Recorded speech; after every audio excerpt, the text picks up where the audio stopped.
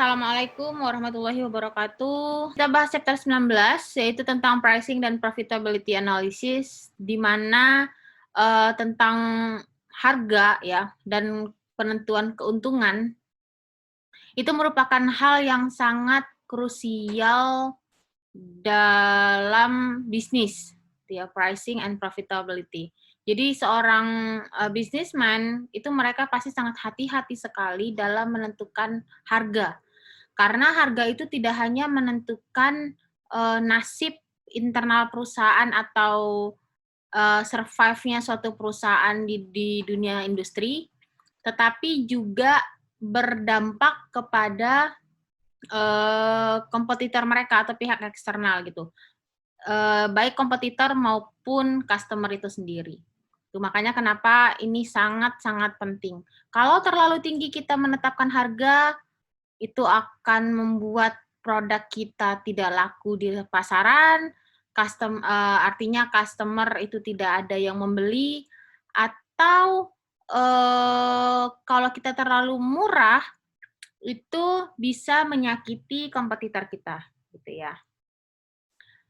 Atau dampaknya selain menyakiti kompetitor juga sebenarnya secara psikologi produk kita juga akan dipandang lain dari sini bisa jadi lainnya itu dampaknya negatif, artinya produk kita dianggap murahan, atau lainnya lagi bisa jadi positif gitu. Jadi ya wow ternyata murah, kualitasnya baik tapi murah ya.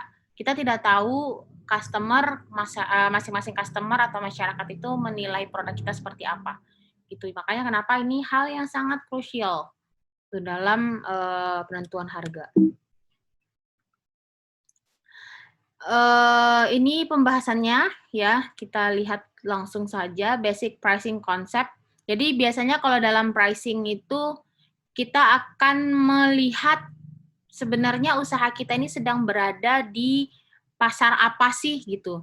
Jadi kita harus mengetahui karakteristik dari masing-masing pasar tersebut, tuh ya. Nah, kalau di sini contohnya ada 4 ya, karakteristik dari market structure itu ada 4, yaitu ada perfect competition market, ada monopolistic competition, ada oligopoly, ada monopoli. Nah, ini saya tidak akan menjelaskan secara detail karena basically ini adalah wawasan wawasan umum ya untuk pasar-pasar yang ada di dunia usaha. Kalau seperti perfect competition itu berarti kan yang kayak seperti yang kemarin saya jelaskan bahwa pembelinya banyak, penjualnya banyak, terus kemudian kalau kalian mau masuk ke dalam pasar itu juga sangat mudah gitu ya, karena tidak ada barrier atau batasan atau hambatan ya untuk memasuki pasar tersebut. Kalau kalian mau masuk atau mau jualan dengan atau bersaing dengan penjual-penjual produk sejenis nggak ada masalah. Terus kemudian kalau monopolistic competition ini ada memenuhi 2 karakteristik untuk monopoli dan perfect competition gitu ya. Nah dari sisi bisa jadi either produknya yang memang langka gitu ya, tapi dia berada di dunia pasar yang umum juga gitu. Jadi produknya yang langka. Terus kemudian oligopoli itu few sellers, few di sini terbatas, bisa jadi tergantung dari karakteristik pasar itu sendiri ya. Few di sini bisa jadi dia less than 5, less than 4 atau ya biasanya sih dia range dari 1 sampai 5 perusahaan saja yang ada di industri tersebut gitu. Kemudian monopoli ini udah pasti satu-satunya ya perusahaannya dan produknya yang dimiliki oleh perusahaan tersebut saja gitu. Jadi barrier-nya, hambatan untuk masuk ke dalam industri tersebut pasti sangat sulit karena biasanya kalau monopoli ini kan sudah berkaitan dengan haki, sudah berkaitan dengan paten dan segala macam. Jadi pasti akan sangat sulit untuk memasuki pasarnya. Jadi dalam menentukan dalam menentukan harga itu ya kita harus kenal dulu pasar kita tuh di mana. Kita itu dalam ruang lingkup industri seperti apa gitu. Kalau memang ternyata kita di perfect competition, berarti kita harus sangat berhati-hati dalam menentukan harga. Jangan sampai harga kita terlalu tinggi dari pesaing atau terlalu rendah dari pesaing gitu. Atau monopoli, kalau monopoli mungkin kalian agak lebih leluasa dalam menentukan harga karena kan kalian juga satu-satunya kan yang menjual produk tersebut gitu. Tapi juga harus dilihat dampaknya. Kalau kalian masangnya terlalu tinggi juga akan sulit mendapatkan customer. Kalau terlalu rendah, produk kalian akan dinilai tidak signifikan ya, atau tidak begitu berharga untuk dimiliki gitu. Jadi ya tergantung pasar dan masyarakat kita customer itu.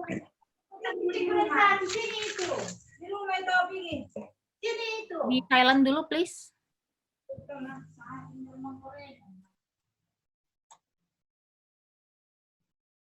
Oke.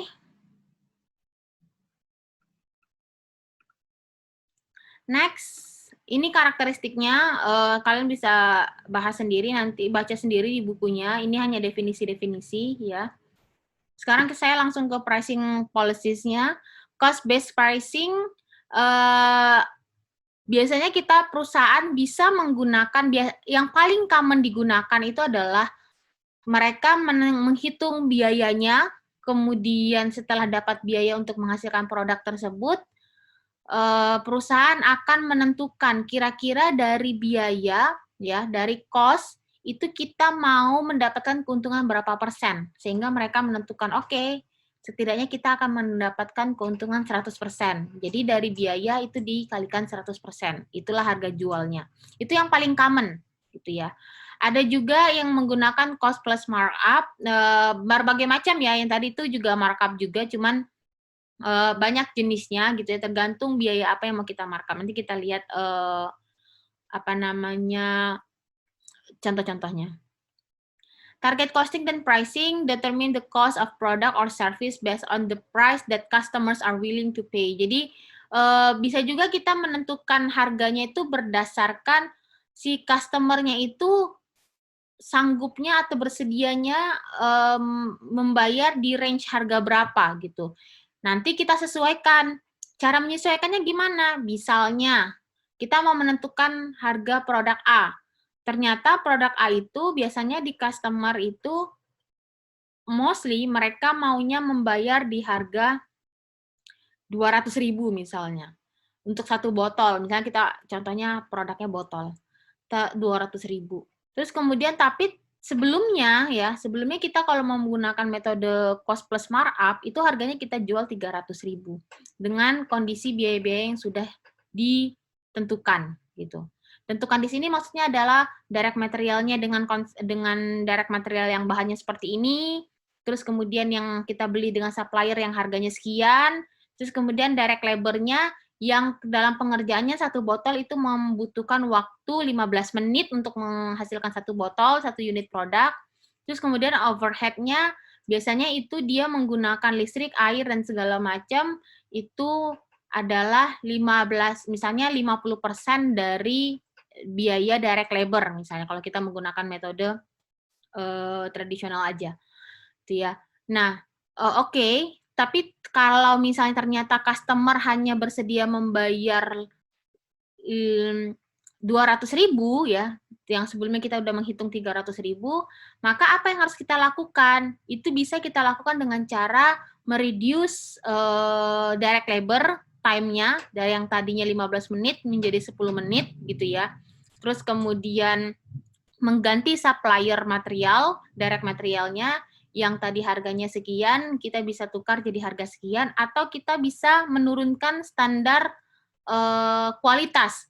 Kualitas di sini misalnya direct material yang tadinya yang high quality, karena dia masyarakat maunya bayar cuma 200.000, ya mungkin kita turunkan sedikit, yang tadinya 100% jadi 95% atau 80%. Itu boleh, asalkan tidak terlalu mencolok perbedaan kualitas produknya. Terus kemudian kalau dari sisi overhead, mungkin kita bisa menghemat dari sisi listrik, karena tadi direct labor-nya kita kurangin waktunya 10 menit, jadinya mungkin ke biaya listrik tidak akan terlalu mahal. Yang tadinya kita tentukan 50% dari direct labor, kita bisa tentukan jadi cuma tinggal 35% gitu. Nah, sehingga dengan biaya-biaya tadi yang kita turunkan gitu ya, atau ya komposisi-komposisi yang tadi kita turunkan, kita bisa membuat harga sesuai dengan keinginan customer gitu. Ada harga, ada barang, kita sering dengar itu dan itu benar. Kalau emang kita pengennya bayar harganya cuma sekian, ya udah berarti kualitas yang akan kita dapatkan ya memang sesuai dengan harga yang kita inginkan dan itu real gitu ya. Terus kemudian effectively used in conjunction with marketing decision, ada penetration pricing, ada price skimming, nanti saya jelaskan. Nah, ini contohnya yang tadi cost plus pricing ya.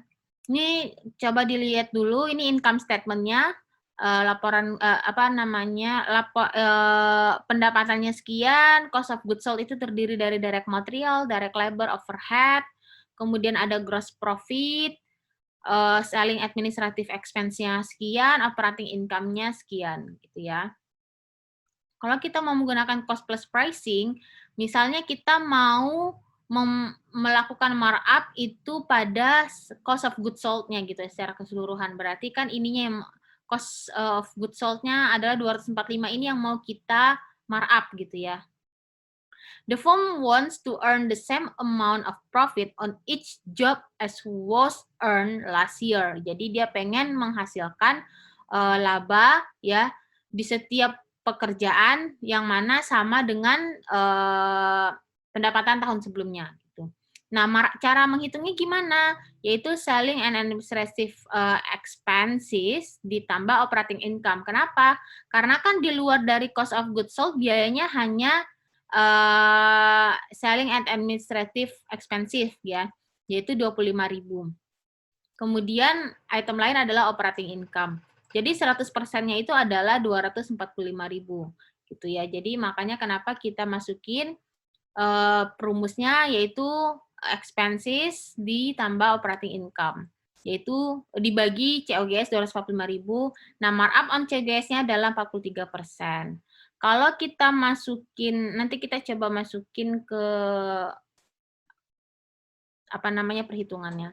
Nah, kalau di cost plus pricing, kalau kita mau melakukan markup-nya di direct material, berarti semua biaya di luar direct material plus sama operating income itu akan kita masukin ke dalam item ini, baru dibagi dengan objeknya, yaitu direct material itu sendiri. Karena direct material, kalau kita mau markup direct material, berarti kan asumsinya di sini direct materialnya yang 100%.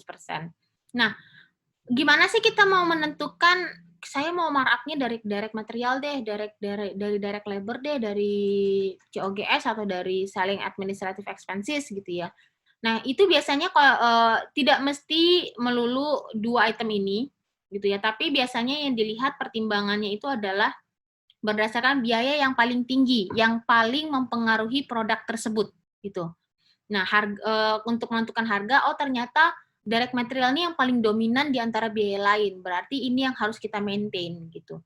Nah, bisa jadi maintainnya karena harga direct material yang selalu berubah-ubah, sehingga memang direct materialnya yang harus kita maintain untuk dinaikkan sekian persen gitu ya. Sekian persennya berdasarkan hitungan dan lain-lain. Nah, kalau di sini kalau kita mau markup berdasarkan direct material, itu kenaikannya yaitu 186%. Nah, coba kita lihat kalau misalnya kita menggunakan tadi markup on CGS, gimana sih cara ngitungnya? Tadi kan kita udah hitung markup-nya adalah 43%. Nah, Audio Pro wants to expand the company's product line to include automobile alarm systems and electronic car door openers. The cost of for the sale and installation of one electronic remote car door opener is as follows. Jadi kita lihat di sini ada direct materialnya $40 gitu ya.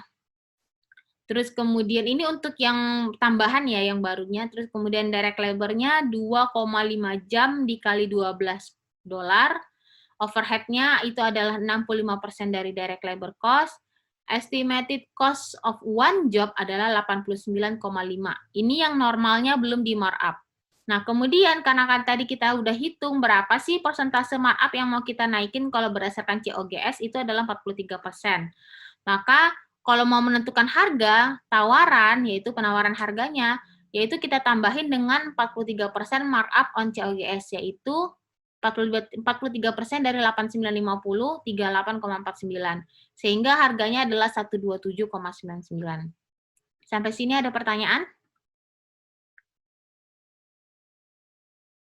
Nggak ada, oke, cukup jelas ya. Nah, tapi kalau misalnya nih, tadi kan kita menggunakan cost plus pricing, yaitu menggunakan yang markup on COGS. Nah, kalau misalnya kita mau menggunakan target costing yang mana kita berdasarkan customers willingness to pay the product ya, maka kita harus lihat willingness-nya itu berapa. Ternyata di sini kalau dilihat dari soalnya, other installers price the remote car door opener adalah $110.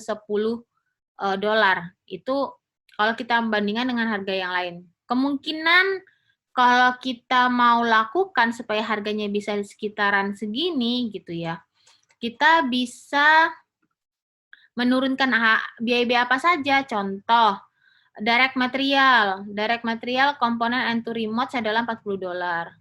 Nah, kemudian kita mau reduce include one remote saja instead of two. Jadi di sini dia mau menggunakan 2 remote awalnya ya, skenarionya ternyata karena harganya mau diturunin daripada saat 2 kita ganti jadi 1 remote aja. Jadi harganya $35.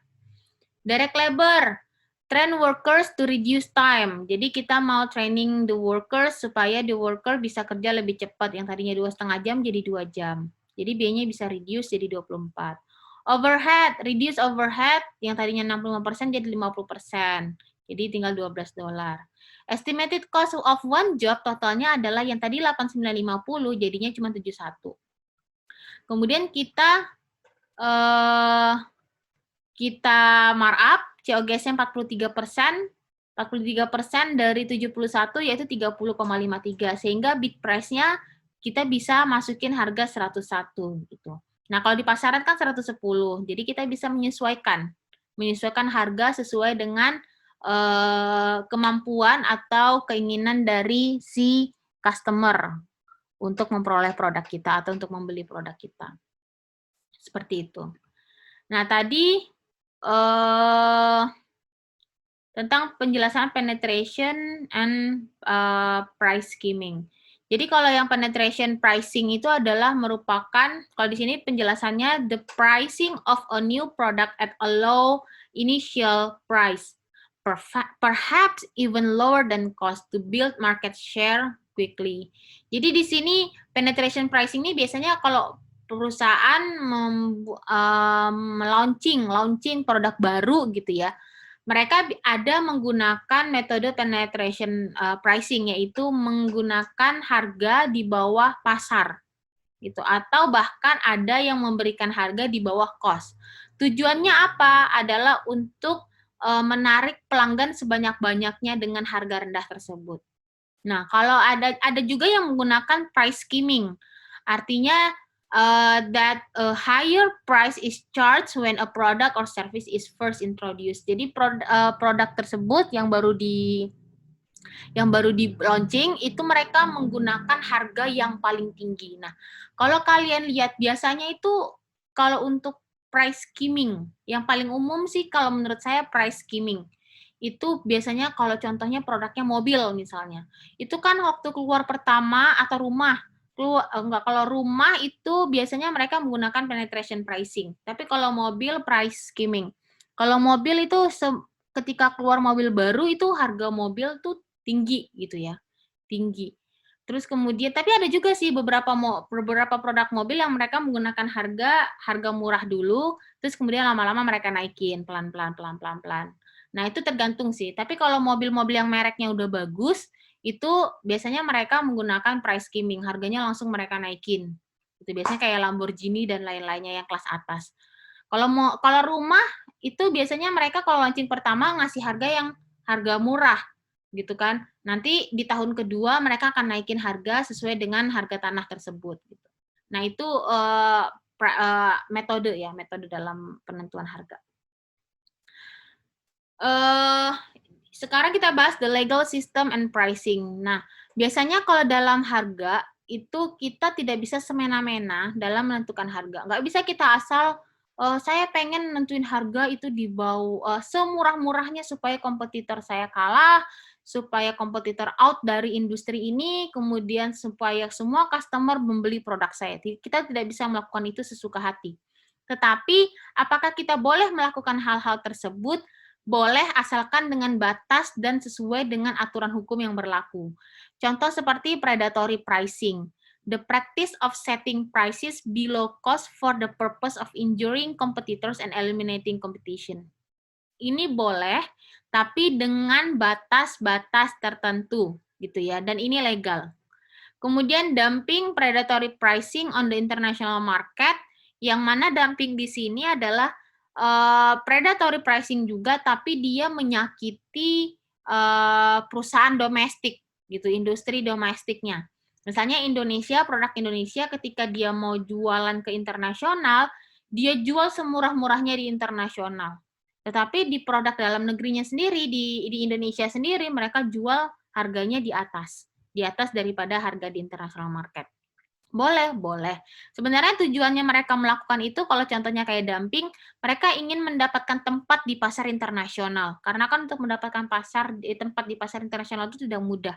Harus menggunakan berbagai macam taktik, ya kan? Nah, kalau di sini dumping di sini memang dia menyakiti domestic industry, tetapi di sini tujuan dia adalah untuk subsidi silang, untuk supaya tidak terlalu rugi banget ketika mereka menggunakan predatory pricing di international market.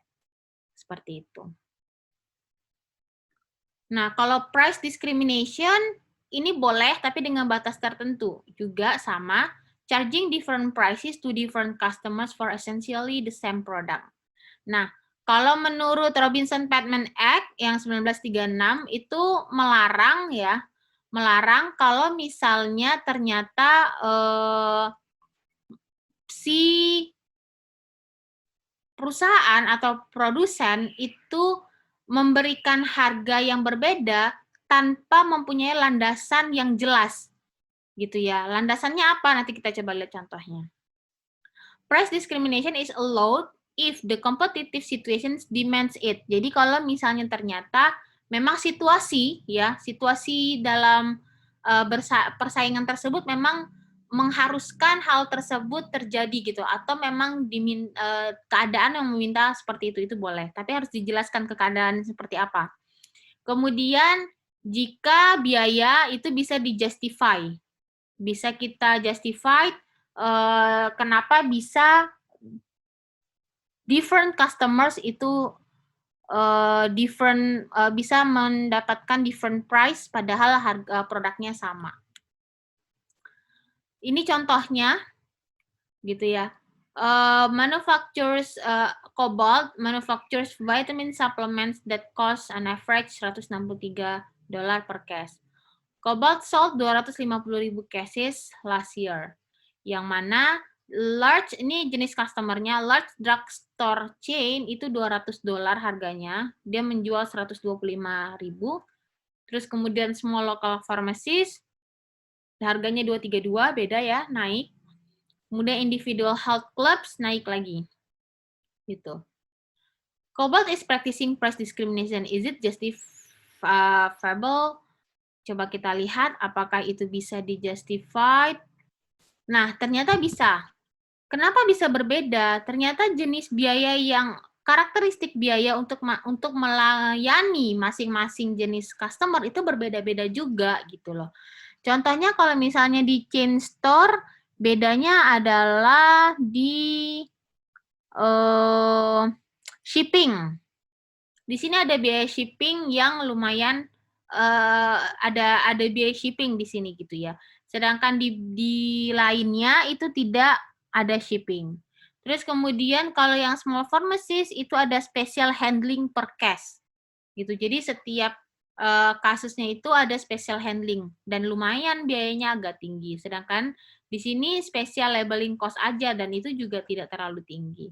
Terus ada sales commission karena memang biasanya semakin banyak customer itu akan semakin tinggi biaya sales commission-nya. Ini tinggi. Bad debt expense ada juga. Nah, terus kemudian kenapa ada bad debt expense? Karena biasanya kalau semakin banyak customer, kemungkinan tidak tertagihnya piutang juga kan semakin tinggi. Kalau health clubs, di sini ada special handling juga, dan itu juga lebih tinggi biayanya. selling expense-nya juga ada, terus bad debt expense-nya juga tinggi. Makanya kenapa dari masing-masing karakteristik customer itu harganya akan berbeda-beda. Dari costing-nya aja sudah berbeda, biaya penanganannya juga berbeda-beda. Nah, harganya berarti bisa di-justify nggak? Bisa. Nah, legal nggak berarti boleh nggak dilakukan price discrimination-nya? Boleh, gitu. Karena kita bisa mendefinisikan masing-masing biaya untuk dalam penanganan setiap customer. Kemudian yang selanjutnya adalah kita menghitung measuring atau mengukur laba, measuring profit. Ada beberapa metode ya, ada absorption costing, ada juga variable costing. Ini. Gitu. Nah, apa bedanya di antara dua ini? Kalau absorption costing itu dia refer to as full costing. Jadi dia menghitung even fixed cost juga masuk ke dalam perhitungan cost of goods sold-nya.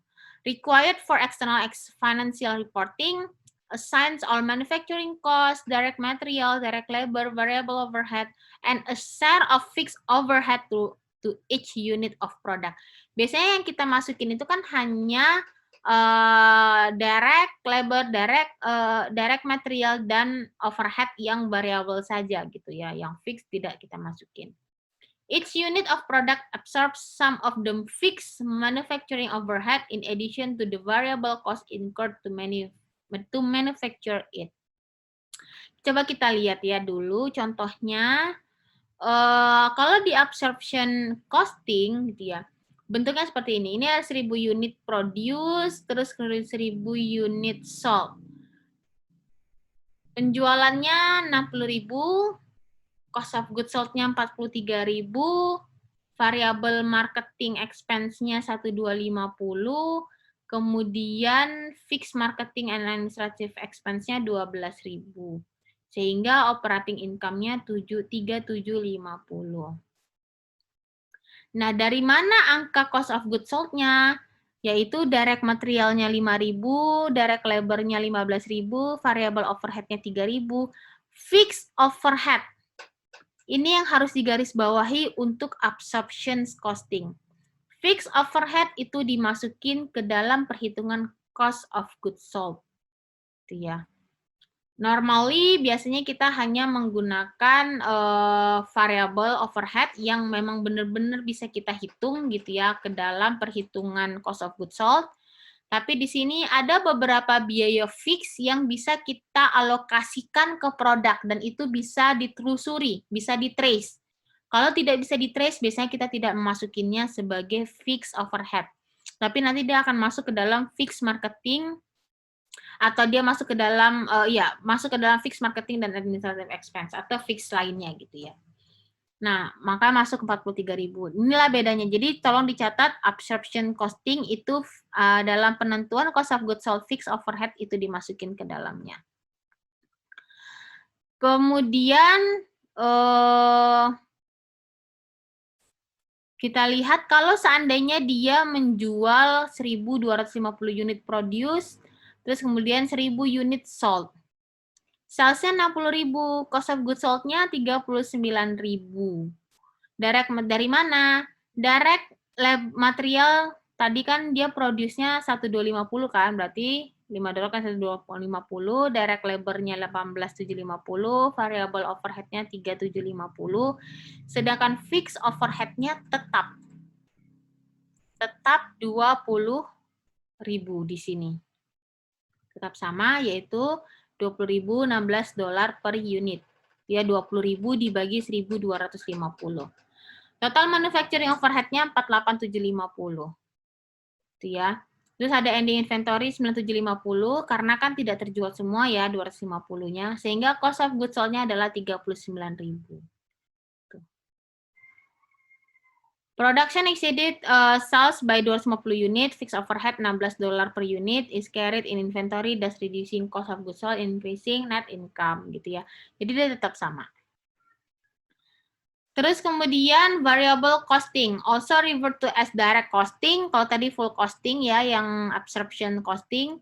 Sekarang yang ini adalah namanya direct costing. Artinya apa? Hanya yang benar-benar direct cost yang dihitung ke dalam cost of goods sold.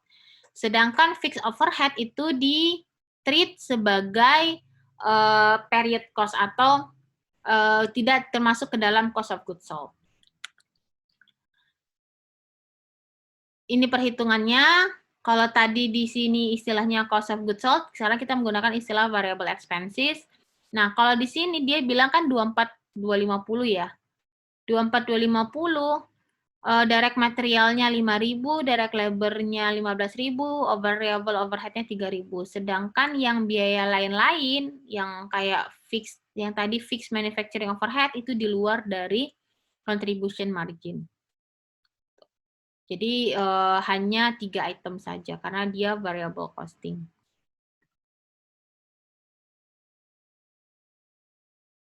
Ini perbandingannya yang tadi, tetap jelas perbandingannya adalah di fix-nya keluar gitu ya.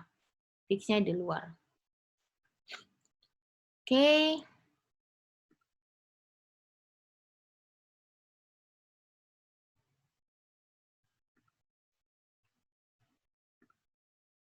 Ini penjelasannya lebih ribet kalau misalnya saya jelaskan. Cuman yang pastinya if production lebih besar dari sales, maka absorption costing income itu akan lebih besar daripada variable costing income. Sebaliknya itu akan lebih kecil. Atau kalau sama ya berarti dia sama gitu ya.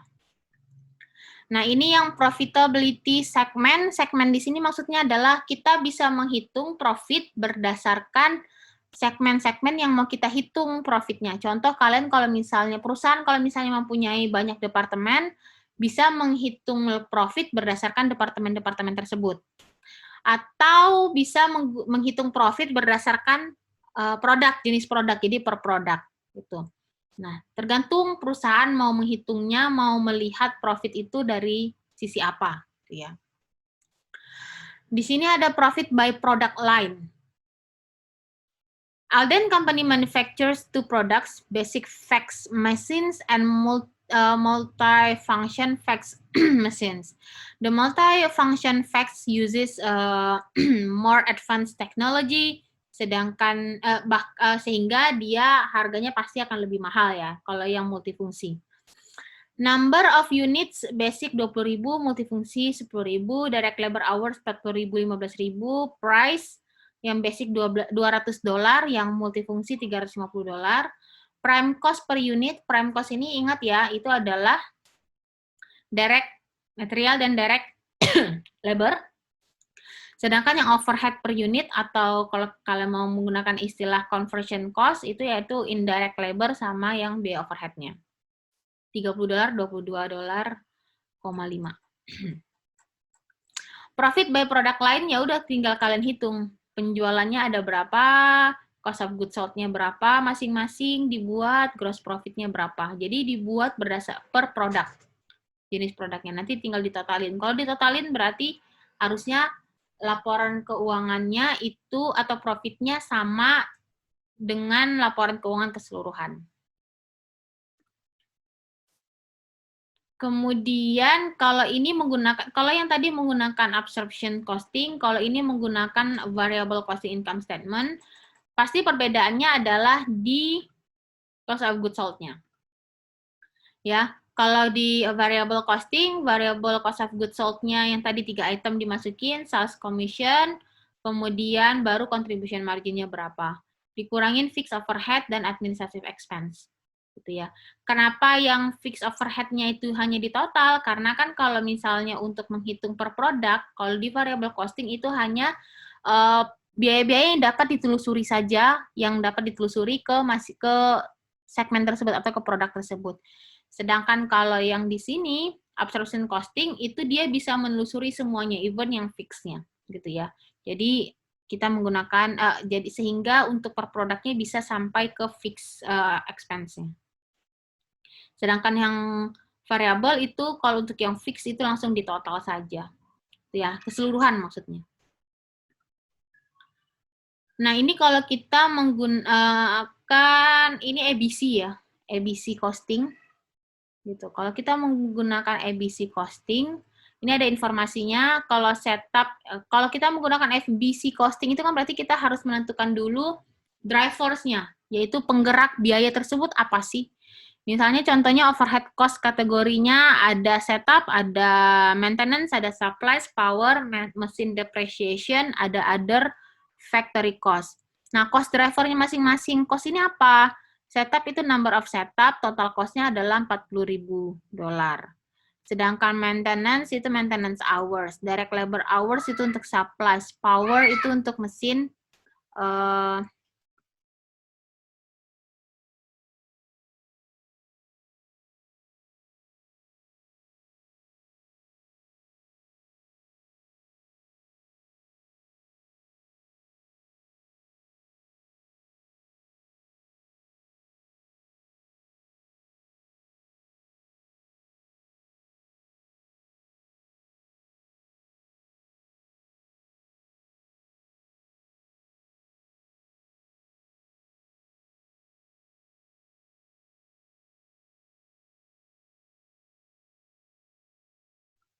mohon maaf terhenti.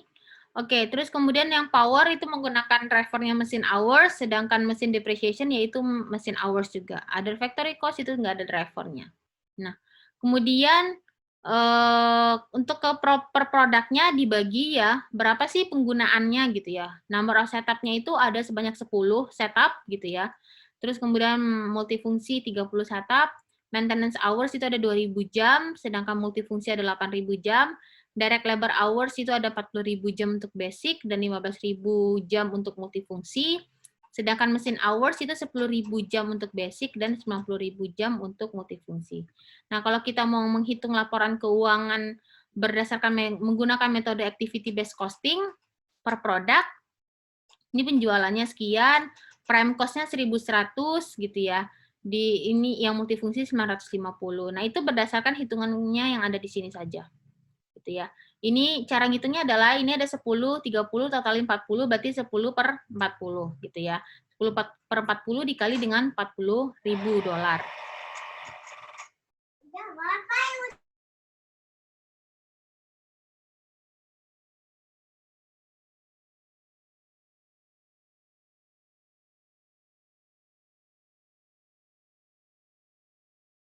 Mohon maaf. Terus kemudian begitu juga dengan yang multifungsi 30 per 40 dikali 40.000 sehingga kita dapat biayanya berapa. Sorry, ini yang prime cost ya. Kalau prime cost sudah jelas tadi di sini. Mana tadi biaya prime cost-nya?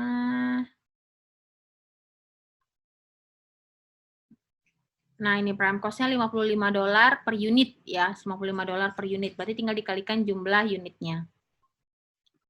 Yang tadi yang saya omongin adalah setup-nya ya, 10, 30, kemudian maintenance-nya 2496, kemudian supplies-nya berdasarkan hitungan yang ini tadi ya, di sini. Kemudian power 28, 252, ini berdasarkan persentase yang tadi ya, jadi 40.000 per, ini berapa, 55.000, terus dikalikan dengan direct labor hours, berarti supplies 80.000. Sehingga kita bisa dapetin angkanya. Ini dalam in thousands of dollars ya. Terus kemudian sales commission sekian. Nah, dikurangin dengan kita dapat jadinya cost contribution margin-nya adalah masing-masing produk dan totalnya sekian. Nah, untuk yang activity based costing karena kita menghitungnya berdasarkan biaya-biaya yang bisa ditelusur saja, maka yang masuk ke dalam cost of goods sold itu hanya biaya-biaya yang bisa ditelusuri saja gitu. Sedangkan biaya-biaya yang tidak dapat ditelusuri itu nanti akan masuk ke dalam total dan itu tidak akan dibebankan kepada produk tersebut. Gitu. Nah, itu tadi 3 metode ya, tapi menggunakan segmen yang produk lain. Kalau kita mau menggunakan segmen divisional profit, misalnya kita punya divisi alfa, beta, gamma, delta gitu ya. Penjualannya berapa masing-masingnya, terus kemudian cost of goods sold-nya berapa, gross profit-nya sekian, division expense-nya berapa untuk masing-masing divisi, corporate expense-nya berapa. Nah, sehingga kita bisa dapat, oh ternyata nih, divisi delta itu rugi. Gitu. Apakah perlu kita, apa yang perlu kita tingkatkan untuk ke depan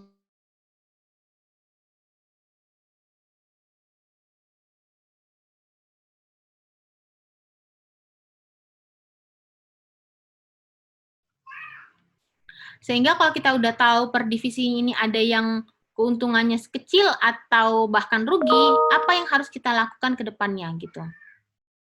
Ya, apa yang harus kita lakukan ke depannya? Oh, ternyata mungkin delta masih bisa kita pertahankan, tapi dengan cara kita meningkatkan kinerjanya melalui kerjasama dengan gamma, atau ada hal-hal yang perlu di-maintain lagi dalam pengelolaan biayanya, di cost of goods sold, dan lain-lain. Jadi banyak hal yang bisa kita lakukan. Kemudian ini customer profitability, kita bisa ngelihat dari segmen ini. Companies that assess the profitability of various customer groups can more accurately target their markets and increase profit. Jadi yang pertama kita dengan cara mengidentifikasi customernya, kemudian determine which customers add value to the company. Nah, maksudnya di sini adalah ketika kita mau membuat satu produk, kita harus lihat dulu nih, tipe customer untuk produk ini siapa sih gitu.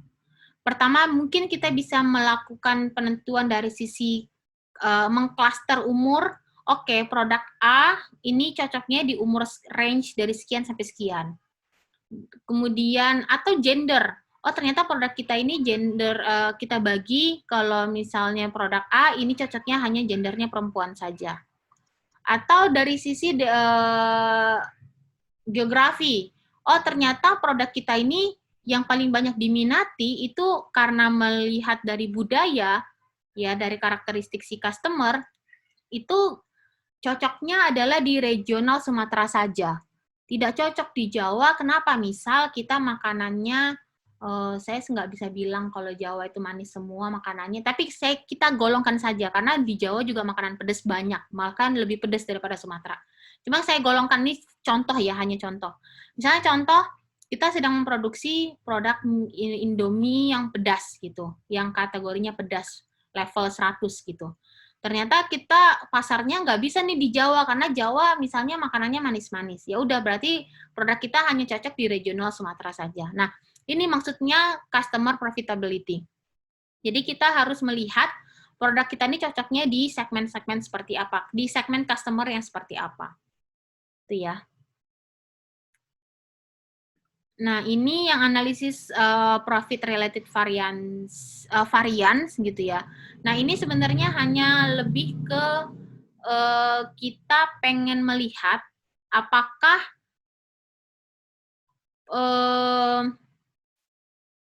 produk kita itu sesuai dengan target awal atau tidak gitu. Jadi apakah dia, nanti kita akan menentukan apakah contoh dari sisi biaya overhead yang kita alokasikan di awal itu adalah 20.000. Ternyata actualnya itu adalah at the end setelah produk selesai itu adalah 19.000. Berarti itu menguntungkan nggak sih bagi perusahaan? Iya, menguntungkan. Karena yang tadinya kita sudah mengalaskan 20.000, ternyata habisnya hanya 19.000. Jadi kita mau melihat apakah analisis-analisis kita di awal itu favorable atau unfavorable. Hanya sebatas itu, gitu ya. Cuman di sini kita bisa menentukannya analisis profitnya itu berdasarkan sales price, variance, dan ada juga price volume variance. Nah, biasanya kita ngebandingkan antara actual price dengan expected price. Jadi kan kita punya tuh expected price sebelumnya gitu. Actual price-nya ternyata setelah kita hitung sekian. Nah, dikali quantity sold. Kemudian kalau yang berdasarkan price volume variance-nya, actual volume gitu ya, dikurangi dengan expected volume yang kita jual gitu, dikali dengan expected price. Nah, nanti akan kelihatan the sales price and price volume variances are labeled favorable if the variance increase profit above the amount expected. Jadi intinya adalah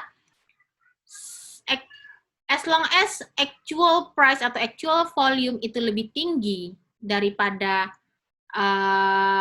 expected, itu artinya akan favorable. Artinya akan meningkatkan profit si perusahaan, maka disebut dengan favorable. Atau sebaliknya menjadi unfavorable. Itu ya. Nah, ini kalau berdasarkan contribution margin dan sales fixed variance. Ini hitungan-hitungannya. Nanti kalian tinggal menghitung berdasarkan formula-formula yang ada di sini. Gitu ya. Tapi nggak usah terlalu dihafal. Basically ini hanya alat untuk melakukan analisis. Apakah perusahaan mendapatkan profit atau tidak, kemudian apakah analisis di awal sudah benar atau tidak gitu ya, seperti yang expected price, expected cost, expected volume dan segala macam. Karena ini lebih ke dalam perhitungan budgeting gitu ya, penganggaran. Oke, limitation profit measurement itu adalah itu hanya fokus pada past performance. Kenapa past performance? Karena yang kita analisis adalah angka. Kalau kita menganalisis performance suatu perusahaan itu hanya berdasarkan angka, kita hanya bisa melihat angka-angka tersebut berdasarkan performance di masa lampau. Kalau kita menganalisis berdasarkan angka yang sekarang, itu nggak real. Artinya itu masih target, masih apa ya, masih tidak tidak pasti gitu loh. Nah, kalau kita mau memprediksi menggunakan data yang current, artinya kan kita belum dapat angka yang semestinya gitu. Nah, makanya kenapa analisisnya pasti menggunakan past performance atau laporan keuangan tahun-tahun sebelumnya. Emphasis on quantifiable viable measures, kemudian impact on behavior. Jadi tidak terlalu, itu limitation-nya lah ya kalau untuk profit measurement. Karena basically sekarang, di dunia maju sekarang, harusnya kita tidak hanya mengukur perusahaan itu berhasil atau tidak hanya dari sisi menghasilkan laba.